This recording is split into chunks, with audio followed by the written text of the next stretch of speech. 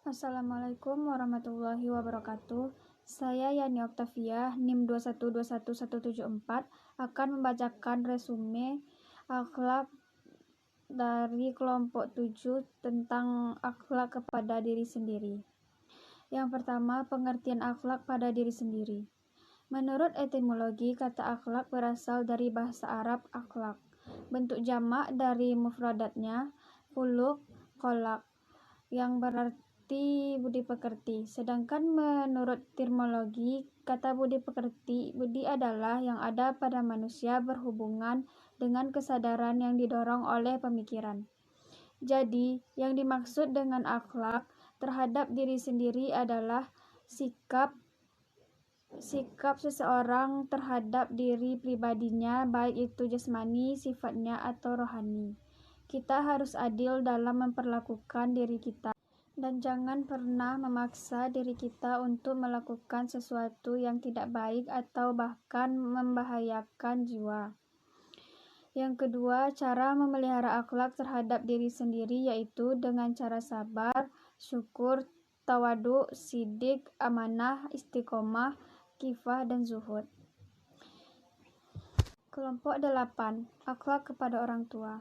Akhlak kepada orang tua adalah kehendak jiwa manusia yang menimbulkan perbuatan baik karena kebiasaan tanpa pemikiran dan pertimbangan sehingga menjadi kepribadian yang kuat di dalam jiwa seseorang untuk selalu berbuat baik kepada orang yang telah mengasuhnya mulai dari dalam kandungan sampai dewasa. Menjaga akhlak kepada kedua orang tua dapat dilakukan dengan berbagai cara, salah satunya yaitu menghormati serta berbicara dengan penuh kasih kepada orang tua, serta berakhlak yang baik diperintahkan oleh Allah Subhanahu wa Ta'ala, baik dalam Al-Quran maupun hadis. Ada 2 dosa yang disegerakan hukumnya di dunia ini, yaitu zina dan durhaka kepada kedua orang tua. Mendurhakai kedua orang tua akan mendapatkan ganjaran yang amat pedih. Sebaliknya, berbakti kepada orang tua akan mendapatkan ganjaran yang setimpal baik di dunia maupun di akhirat, karena keridhaan Allah terletak kepada keridhaan orang tua. Kelompok 9. Akhlak kepada orang lain atau sesama manusia. Akhlak kepada sesama manusia secara operasional terbagi menjadi 2 macam, yaitu akhlak terpuji, akhlakul karimah, yang sesuai dengan kehendak Allah, dan akhlak tercela, akhlakul makzumah, yang bertentangan dengan standar yang ditetapkan oleh Allah. Akhlak dalam pemakaian kata sehari-hari adalah akhlak yang baik, akhlakul karimah.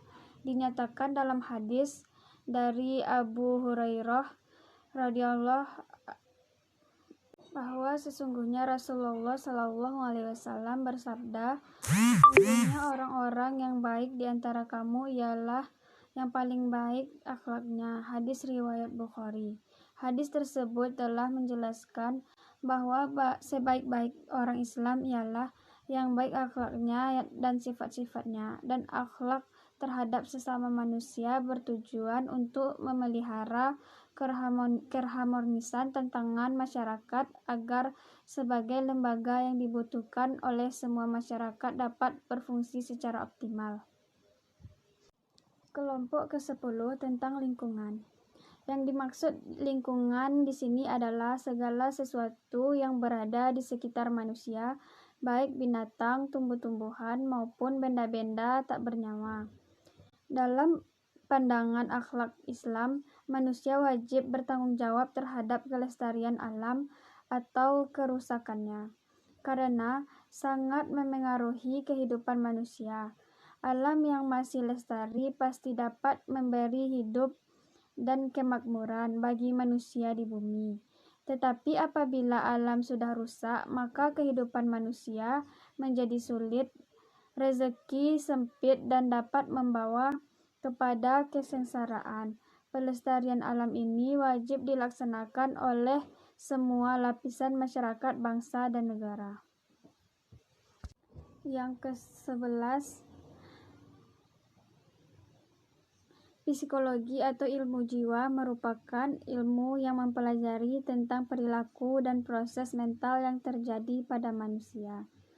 Dengan kata lain, ilmu ini meneliti tentang peranan yang digunakan dalam perilaku manusia. Di psikologi secara umum mempelajari gejala-gejala kejiwaan manusia yang berkaitan dengan pikiran, kondisi, perasaan, emosional, dan kehendak konasi.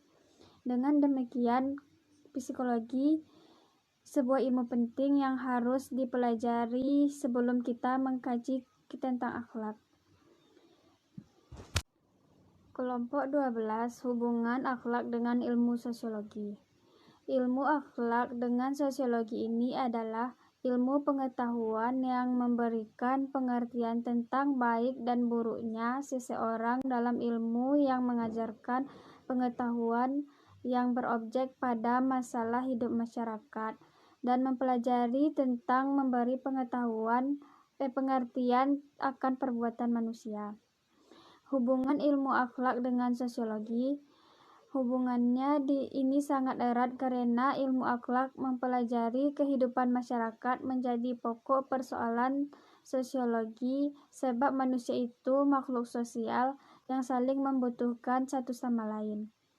Hubungan dari ilmu akhlak dengan sosiologi membahas berbagai perilaku manusia yang ditimbulkan kehendak yang tidak terlepas dari kajian kehidupan masyarakat dalam suatu bentuk sosial. Kelompok 13. Kedudukan akhlak dalam proses pendidikan, yaitu menempati yang penting sekali baik sebagai individu maupun sebagai masyarakat dan bangsa. Prestasi dan akhlak memiliki integritas yang saling melengkapi dalam membentuk generasi jiwa ideal. Dalam sosial, akhlak memiliki posisi penting dalam bentuk rukun agama Islam. Akhlak memberikan peran penting bagi kehidupan. Di dalam Al-Quran terdapat dasar-dasar akhlak mulia.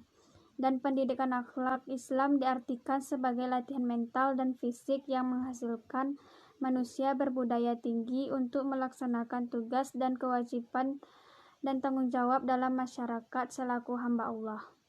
Hanya itu yang dapat saya sampaikan. Sekian, terima kasih. Assalamualaikum warahmatullahi wabarakatuh.